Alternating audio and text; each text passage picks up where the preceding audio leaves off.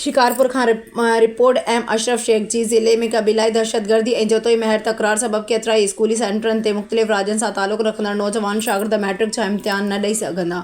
मियां अब्दुल समी बिलाली मरकज़ी culture secretary जीए सिंध क़ौमी महाज़ हिन ॻणिती जोगी सूरतहाल ते सख़्त अफ़सोस जो इज़हार कंदे चयो आहे त क़बीलाई तकरारनि ऐं बदअमनीअ जो सिधो असरु मौसूम शागिर्दनि जी तालीम ते पवणु इंतिहाई अफ़सोसनाक आहे। तालीम हर शागिर्द जो बुनियादी हक़ आहे, जंहिंखां खेनि महरूम करणु कंहिं बि सूरत में क़ाबिले क़बूल नाहे। हिन चयो त शिकारपुर ज़िले में अहिड़ियुनि हालतुनि सबबि केतिराई स्कूली मर्कज़ मुतासिर थी रहिया आहिनि जिते शागिर्द तकरार जे ख़ौफ़ सबबि इम्तिहाननि में शिरकत नथा करे सघनि, जेको संदनि मुस्तक़बिल सां वॾो ज़ुल्म आहे। मियां अब्दुल समी बिलाली ज़िले इंतिज़ामिया खे अपील कई त फ़ौरी तौरु तहरुक वठी अमल तयारु कयो वञे, जीअं मुतासिर शागिर्दनि लाइ मुतबादिल इम्तिहानी बंदोबस्तु कयो वञे ऐं संदनि तालीम जो सिलसिलो मुतासिर थियण खां बचायो वञे। हिन वधीक चयो त जेकॾहिं अॼु शागिर्दनि जे तहफ़ुज़ ऐं तालीम जो हक़ न ॾिनो वियो त सुभाणे क़ौम जो मुस्तक़बिल बि ख़तरे में पइजी वेंदो।